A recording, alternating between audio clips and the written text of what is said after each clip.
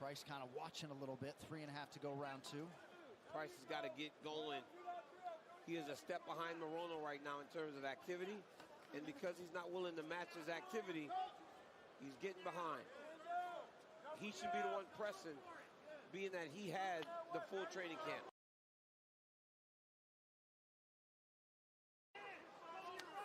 Hart Tools, with over 100 power tools that all run off the same 20-volt battery. Hart, available at harttools.com and Walmart. Good right hand by Morono. He doesn't have a lot on these shots. No. Nico's just kind of rolling with them, and they're not really having that much of an effect. But he is... Oh! Big right hand by Nico. If you're looking at the body language of Morono looks like he's struggling. To the ground we go, under 3 now, round 2. That was a beautiful level change by Niko Price. Nico just lands a beautiful double leg takedown. Price spent 5 weeks in Wisconsin alongside Ben Askren going into that Robbie Lawler fight last year. Some nice work on the ground here by the hybrid Niko Price. Ben is a tremendous...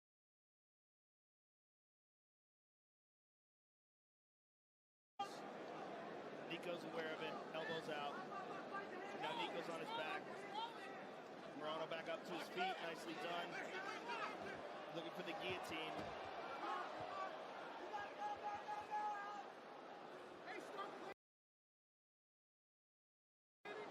Very, very, very tough to get it from this position. Very tough to get leverage unless Nico spins out.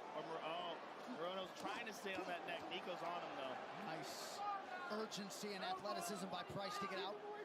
This is big for Price, being that they were going to a 3rd round where Alex looked to be fatiguing a little bit. Price making him wrestle will only benefit him in trying to get at the gas tank a little bit more. Good hammer fist there by Price. Morono back up to his feet. Let's see if he can break free. He's out. And now he's on Nico's back. Oh, big elbow by Nico. Nico just lands shots from such awkward angles. Good job there. Sorry, John. That was great by Price listening to his corner. They told him, you have to rotate, scrape off the wall, turn hard. He did it, and now he finds himself back in position. Because the one thing that he could have done to blow this round is allow Alex Morono to take him down and take his back. Corner called for another takedown. Morono dropped on the neck again. It does not look like he has it, though. Such a mistake to be falling back to a guillotine. He should have made Niko Price work to try to complete that takedown. When you jump to a guillotine, all it does is just essentially give the takedown. Well, when you're really tired, it's tough to make good decisions, right? Yeah. Good elbow by Nico. Couple slicing elbows. Those will cut Morono up. They land. Really strong. Second half of the round for Niko Price. Get up and breathe. Hey, get up and breathe. Relax, relax, relax. Get up and breathe. Relax. Listen to me. Take some breaths.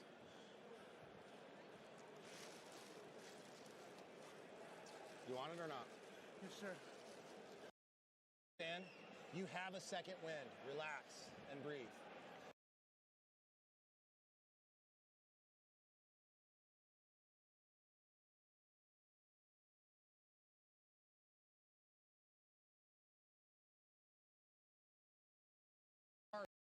It's done. He's too slippery. And you're... Here we see Morono with a nice right hand. And Niko Price with a good right hand as well. That really staggered Morono. Yes. I didn't think it landed that clean. I think Morono's really tired. And here is Morono diving for a guillotine that he did not get. UFC Fight Pass is the exclusive home to global powerhouse combat sports organizations like Cage Warriors, Cage Fury, LFA, and many more from each corner of the globe. Access the full history of UFC, WEC, and Pride FC to stream now. I've seen Nico do that more than once. Oh, where he just kind of punches down if he overthrows. He is just throwing. He definitely looks like the fresher fighter. Morono looks very fatigued. And he's picking it up. Price is picking up the pace. Oh! Good right hand by Morono. He does that right hand where he's like off his back foot and leaning forward when he lands it. And so there's not that much leverage behind it. Morono had a win over Court McGee back on April 6th. That fight was also 1-1 going into the third. He lost round 2, so we'll see if he can... Yeah, Morono's body language is not great. No, I mean, he looks very stumbly and fatigued. And it's kind of accentuated by that stand-up posture where he's always on his tippy toes.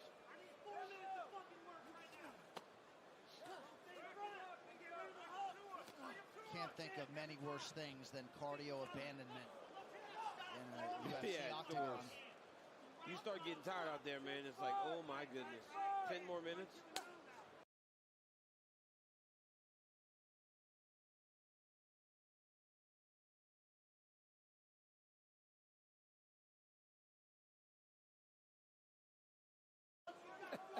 Tonight's social media posts are brought to you by Bad Boys, Ride or Die, starring Will Smith and Martin Lawrence, exclusively in... I feel like if Nico could really pour it on and land something... Do that. Right? Because he's throwing. Hammer fist.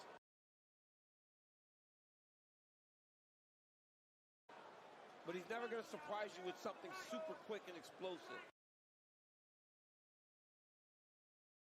It's effective when it lands, but it's got to land. Labored jab there from Morono. 3 minutes to go.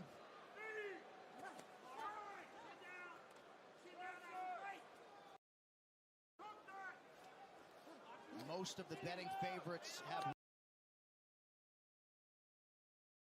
won. The only fighter to win tonight with a plus number next to his name, Roman Kopylov, at even.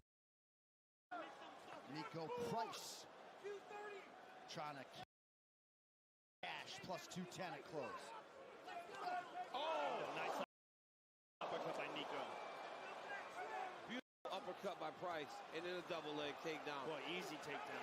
Yeah, Morono is not even defending. He's exhausted. So tired.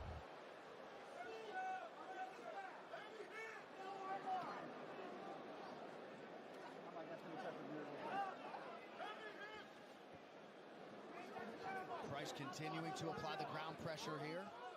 Yeah, Morono can't even hold on to a single. He was trying to grab a single. He just doesn't have it in him. But he's back up to his feet at least.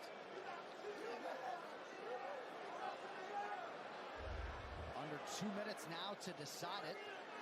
Personal best 5 takedowns. No, he's like, no way. Do not stop for this. Nico Price. Nico Price is like, do not stop and give him a break. Oh, nice.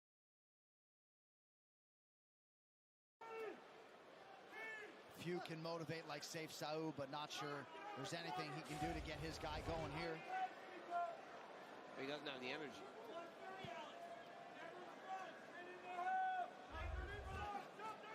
It's 2 fights in about 7 weeks for Morono. 2 weight cuts, of course, as well, but can't ever remember seeing him visually like this.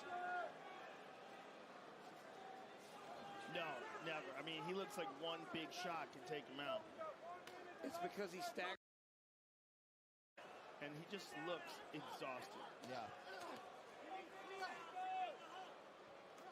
If Nico could get some of that face because he's too slow, at least set something up, land to the body. If he landed any body shots, Morono would have killed over. Nothing makes you tireder and advances the fatigue like body shots. But even in these opportunities, he's going to the head. I feel like you're absolutely right that if you just rip to the body here, he could take a lot out of Morono. And those openings are there. Oh, there's a nice uppercut by Nico. Oh, good kick to the body. Boy, Morono is feeling it. Just a sitting duck trying to sort of muster up his own offense, but nothing on it. Nico's yelling at him.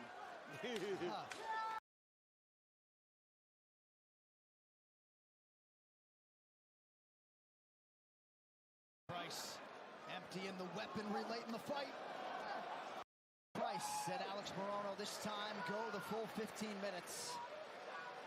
And all indications are Nico Price is going to go 2-0 up in the series, at least figuratively.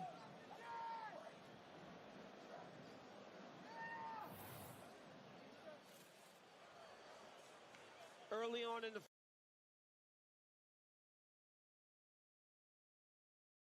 landing and then getting back to safety. But as the fight went on, Niko Price started to pour it on. Big right hand there by Niko Price. And then he started to add in the wrestling. Beautiful double leg there by Niko Price. Then here comes the jab of Niko Price. Nice uppercut. Bang. Hits Alex Morono. He landed about 3 of those in the fight. It was a good performance by Niko Price. And the short notice really showed for Alex Morono. For a lot of us regular men like me, when I see that Alex Morono visual, that is like how I would be after 30 seconds in an MMA fight. It is one of my biggest fears. It's I have very nightmares. rare to see a professional like Morono that gassed. But he will be back, and again, we mentioned 13-6 in the UFC coming in, so he will be heard from again. All right, the official decision is in. It's brought to you by Hart Tools, with over 800 quality tools to maintain your home, yard, and car. Available at Walmart. Here's Bruce Buffer. Ladies and gentlemen, after 3 rounds, we go to the judges' scorecards for a decision. All 3 judges score this contest 29-28 for the winner by unanimous decision, Niko, the Hybrid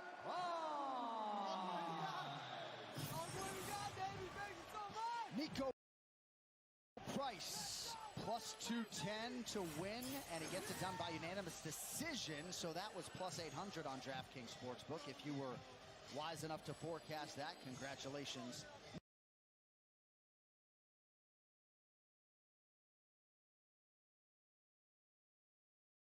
Brown's also with us tonight.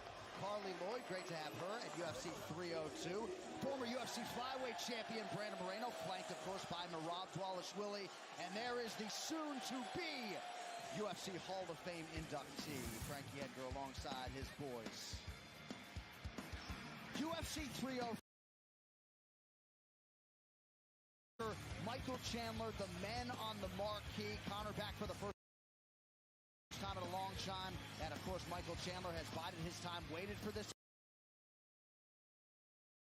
with a Las Vegas backdrop, no less. When Conor McGregor fights, you're witnessing something that comes along once in a lifetime. The buildings are always so full. They want to see this man perform. They know that they're viewing something special. Every time I make that walk to the octagon,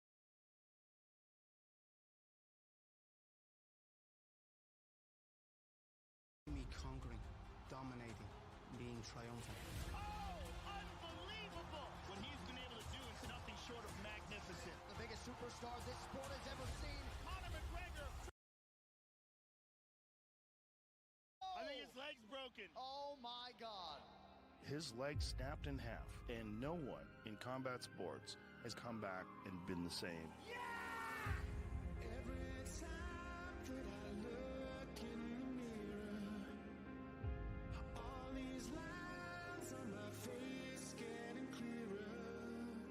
Don't write me off yet. I must get man, fight for redemption. This is going to be the greatest return in combat sports. Surprise, surprise! Oh, Michael Chandler! This guy has power for days. And so violent. He is an absolute animal. Conor McGregor, get your KDM back to the octagon! Be careful what you wish for. The biggest superstar in mixed martial arts history returns. Going back in room, lady. Conor McGregor! This dude is the man. Surprise, surprise, the king is back.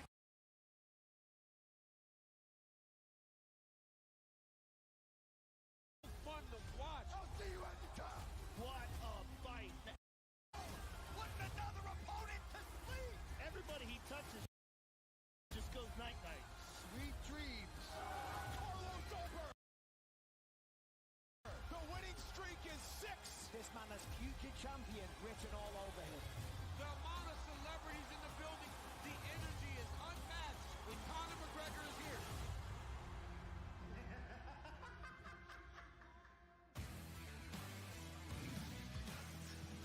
McGregor, Michael Chandler under the lights June 29th. As many of you know, Conor was the first fighter to hold UFC titles simultaneously in 2 divisions.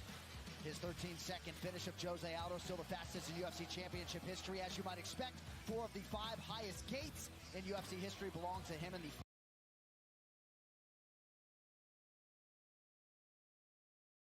the one, the only Conor McGregor, and Joe, June 29th, he's back. Without a doubt, the biggest star in the sport, the most dynamic, the most interesting. I mean, he's just a very special person, and his ability to knock people out is second to none. Fantastic striking skills, a lethal left hand, and a guy that responds under pressure as good as anyone. You see it there, the Eddie Alvarez fight just looked like he was in the Matrix in that fight. And that's the fight he got to become double champion. Just a absolute tremendous fighter, but he's facing a human pit bull in Michael Chandler. Michael Chandler is so explosive.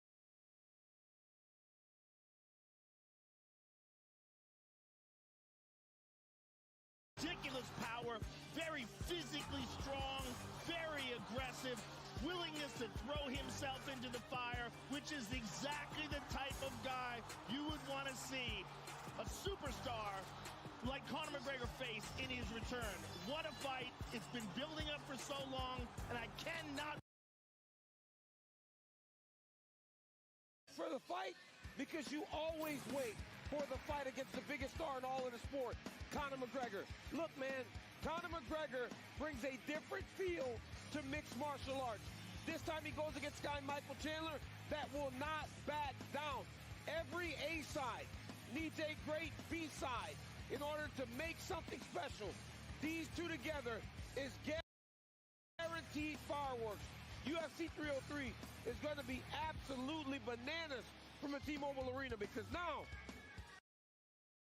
that's right. Who is Conor McGregor? And they called your number for that one, DC. So you won't be in Louisville, but you got that assignment. I got the call.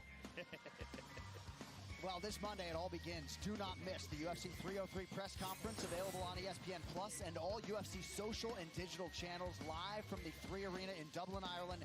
Conor McGregor and Michael Chandler, they'll trade barbs in front of 10,000 plus Irish faithful, all in anticipation of their June 29th clash. Don't miss the pressure, live from Dublin this Monday at noon Eastern. All right, so Newark, New Jersey tonight to kick off one of the biggest months in recent memory. We got 2 pay-per-views as well as a live event from Saudi Arabia on ABC. Tonight, though, Brick City. And we got the 3 biggest fights of the evening still to come from Prudential Center. To that end, these fight odds are brought to you by DraftKings Sportsbook. The crown is yours. Kevin Holland, after plying his trade for a while at welterweight, moving back up to 85. He's the minus 280 betting favorite. Michal Oleksiejczuk comes back at plus 225. And for the Polish fighter, huge opportunity. That's why he jumped on it right away. Now, under the lights, we see if he can produce. The amazing journey of Kevin Holland treks back up to middleweight tonight, where Michal Oleksiejczuk sparking his own rise to the top of the division. The anyone, anywhere, anytime philosophy of fighting has made Kevin Holland a star, and Texas's trailblazer lives up to his motto once again tonight as he returns to the middleweight division to take on Polish up-and-comer Michal Oleksiejczuk.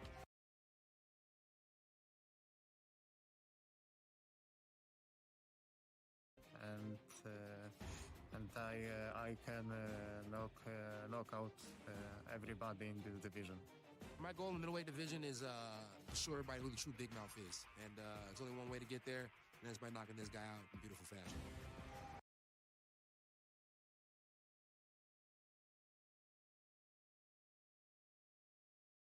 Most wins in one calendar year with 5.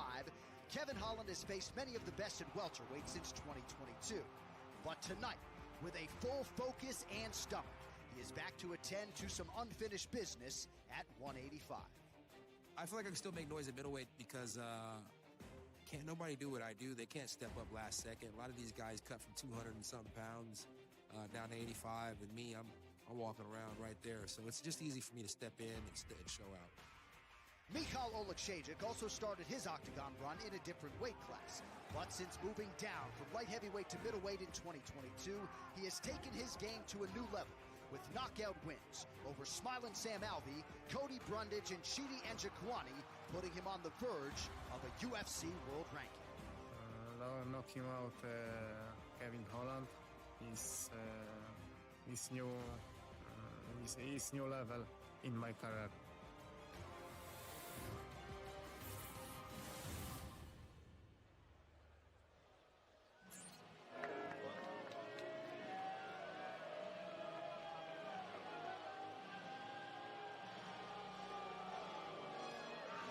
Making the walk for his 14th UFC appearance, here's Michal Oleksiejczuk out of Barki, Poland. About 200 people live there, can't even find it on a map. He has talked about this fight as a gift, right? When you get an opportunity like this on pay-per-view to fight somebody like Kevin Holland, you don't say no. So it's short notice for him, but he's called it the biggest moment. Big bodies he's faced like John Vellante and Open St. Preux and Jimmy Crute. He's got a lot of confidence coming in here tonight. Well, he's a dangerous man at 185 pounds, and we really saw that in the Chidi Njokuani fight. Njokuani is a skillful striker, and Oleksiejczuk was able to take him out in the first round. He's a very hard-nosed fighter. Just comes at you with nasty boxing skills, good takedown defense, just an overall solid, well-rounded fighter, and pretty big for middleweight. Coming down from light heavyweight, he's been much more successful in middleweight. It's where he belongs. Yeah, Oleksiejczuk said that in his last fight he didn't show his best self, especially in the striking. Intends to do that tonight. Said he believes that Kevin Holland may try and surprise him with a quick start, but he needs to be the guy that's pressing. He said he will force Kevin to become the wrestler to make him try to take him down.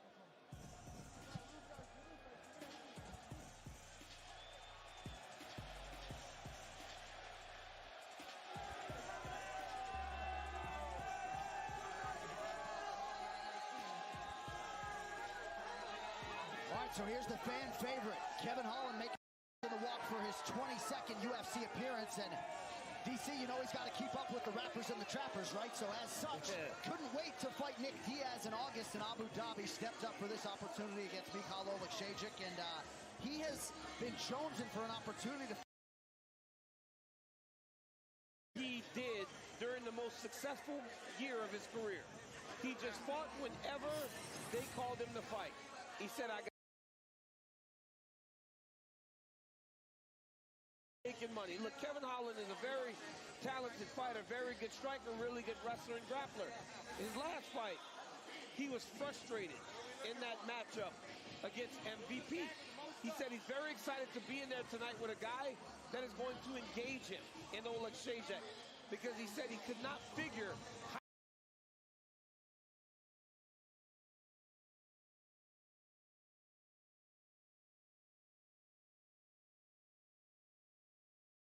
the most elusive guy maybe we've ever seen inside the octagon.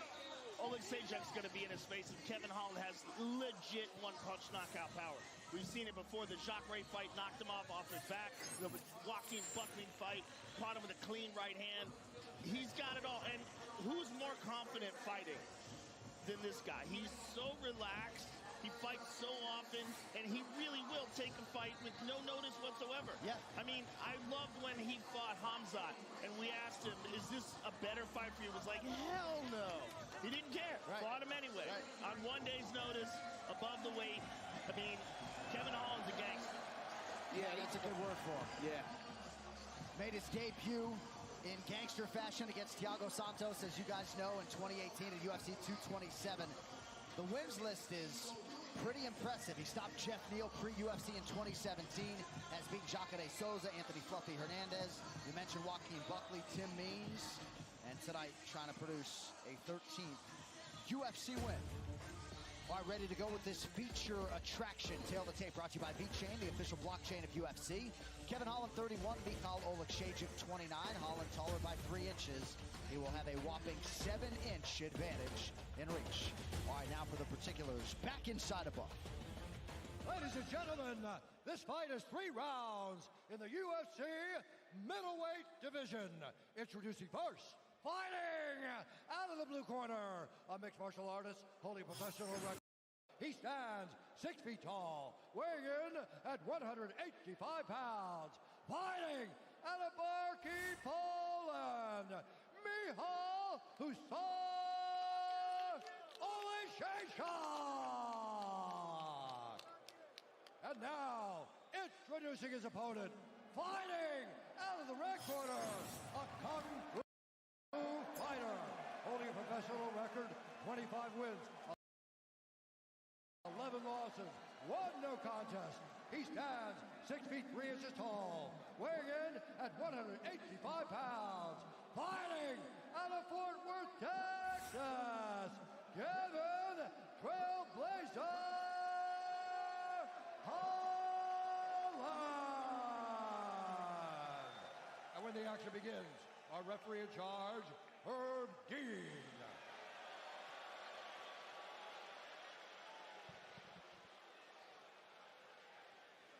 Kevin Holland,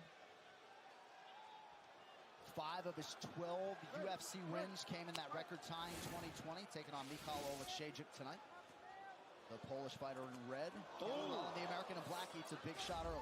Big left hand by Oleksiejczuk, who's a very skillful boxer, good head movement, constant pressure. Throws that left to the body. Yeah.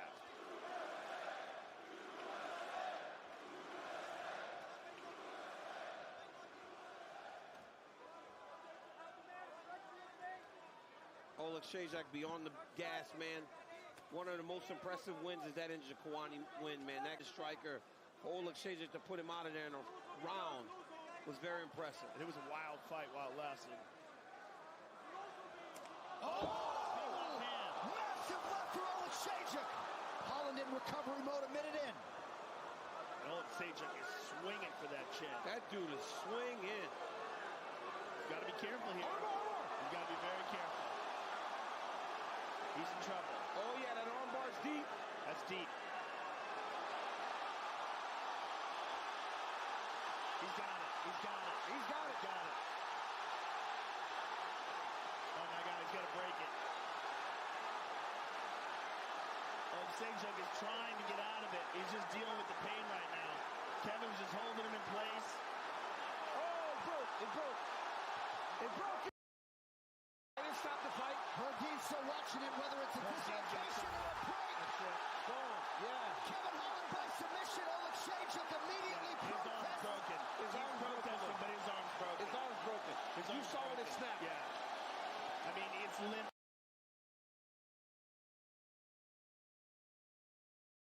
It's limp by his side, even though he's protesting. He's not even picking the.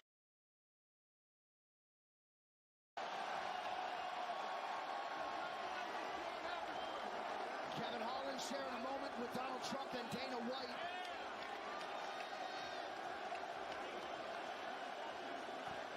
Herb Dean was watching the action closely. We'll re-rack some replays for you, but an it immediate was broken. protest from Oleksiejczuk. Listen, he shouldn't protest. At the very least, it was dislocated. It was a useless arm from then on out. It's limp by his side right now. He's not picking it up. I mean, sometimes you have to protect a fighter from himself, and I think that's one of those times. We'll take a look at it again, but, I mean, it was a perfect armbar. And from the takedown, he isolated it.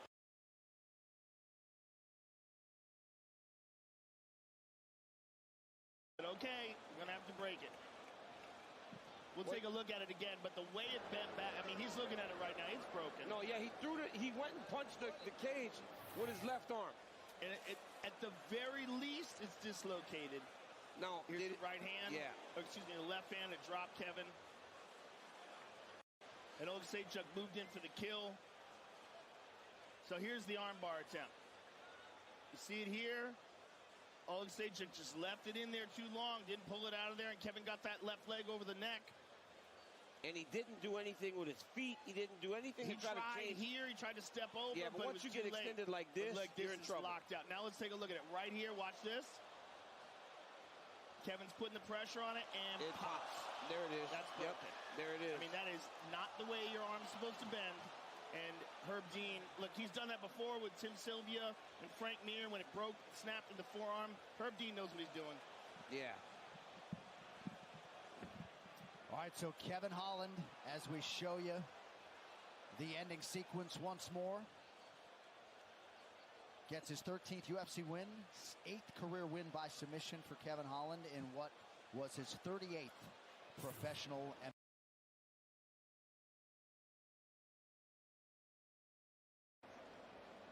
All right, the official decision is brought to you by Hart Tools, with over 800 quality tools to maintain your home, yard, and car, available at Walmart. Here's Bruce. Ladies and gentlemen, referee Herb Dean has called a stop to this contest at 1 minute, 34 seconds of the very first round, declaring the winner by technical submission due to an armbar, Kevin Trailblazer Holland.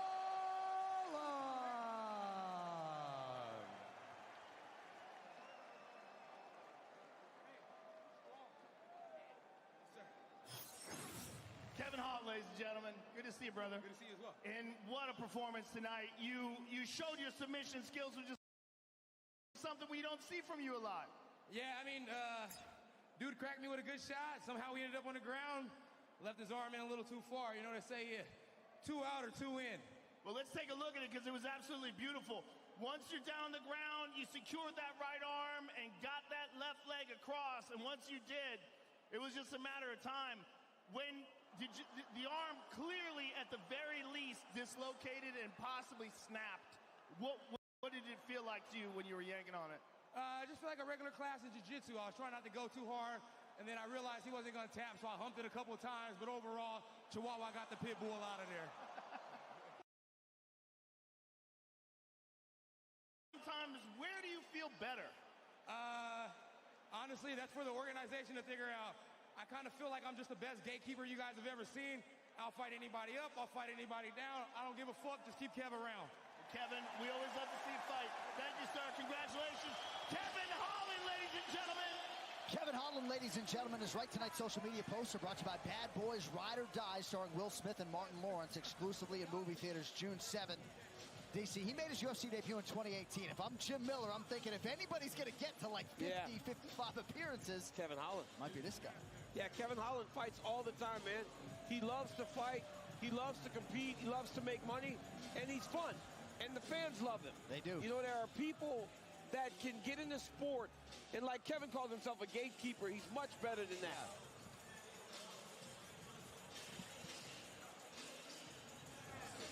Damon John, longtime UFC and MMA supporter. Great to have DJ in the building with us tonight. Daniel Ricciardo, the Formula One driver. Another massive, rabid UFC fan. Great to have him at UFC 302. Aljamain Sterling and Merab Dvalishvili, never too far apart. Also with us, the American top team fighters, Robbie Lawler and Kayla Harrison. All right, coming up next, co-main event. Sean Strickland is the #1 middleweight contender and former champ. Could have waited, perhaps, for a shot at the belt. He narrowly lost in January, but instead, this talented boxer out of Extreme Couture gets back in the saddle here against the Brazilian bomber, Paulo Costa. Good news abounds for Costa, who's already competing twice here in the calendar year for the first time since 2017. And should he get a win tonight, he would vault into the top 5 and into immediate UFC middleweight title contention.